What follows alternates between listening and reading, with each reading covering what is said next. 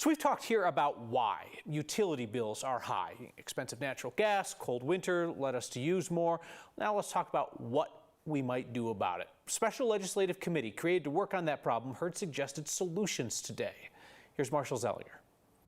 All right, stop what you're doing. If you think the idea of a utility company sharing the cost of high natural gas prices when it currently passes it on to you 100%, let's get the obvious out of the way. If you tell them there's only downside and you begin sharing a cost that you used to never have to worry about, prepare for a big fight and a lack of will to adopt. Albert Lin, who specializes in studying the finances behind utility policies, and former Public Utilities Commissioner Ron Lehrer, they testified in today's Rising Utility Rates Committee about ways to shift the responsibility of consumers paying 100% of natural gas costs.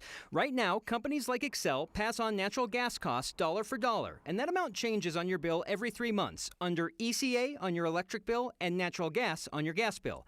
One suggestion today is that the company can only pass along so much each quarter, like 95%, with the ability to get paid back the rest when it has to prove its expenses during a big rate case, which happens about every 2 years. They're going to hold some of that risk until the time for the rate case, and then it's going to be adjudicated. David Pomerantz from the Energy and Policy Institute presented on getting political money out of utility bills. Above-the-line costs are paid for by ratepayers.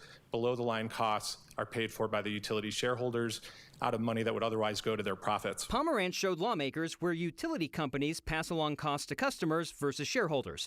For donations and membership dues to trade organizations, on the left you can see millions passed on to customers on their bills. On the right, the numbers absorbed by shareholders in this category are actually higher.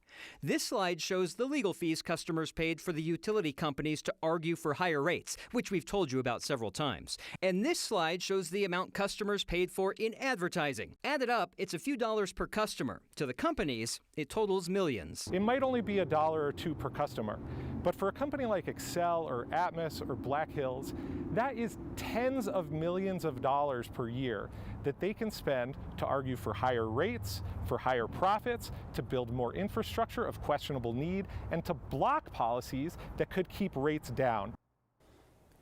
This committee, after now 3 hearings, will take a break because lawmakers need to deal with the budget. So the committee will be back in April, and that will be when potential legislation happens. If anything comes out of this legislature, it's going to have to happen by the beginning of May because then they're done for the rest of the year. Yeah.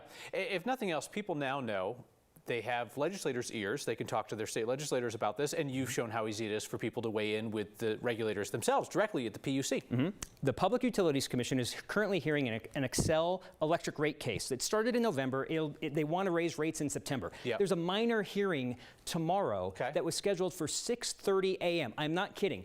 It's a Zoom, it's a webcast at 6:30 a.m. A public meeting. A public meeting, which I checked it. I mean, all they have to do is announce it at 24 hours in advance or something, which they've done. It can be whatever time, I guess. And we've heard lawmakers, they're into the middle of the night. But this is it's a hearing about something that our public defenders want data from Xcel. The deadline's already passed, and they're going to hear a hearing about why Xcel couldn't meet this deadline. In the end, honestly, it's not going to matter. But it's at 6:30 in the morning. You've covered public meetings for what, about 20 years. Have you ever heard of a 6:30 a.m. public meeting? Not a brand new one. Again, the legislature, sure, but no. They've continued through the night, and they're still going at 6:30. Sure. Never hey, come by at 6 a.m., 6:30. We're going to start for the fresh. Something for the early risers. Well, you should get some sleep. Thank you, Marshall.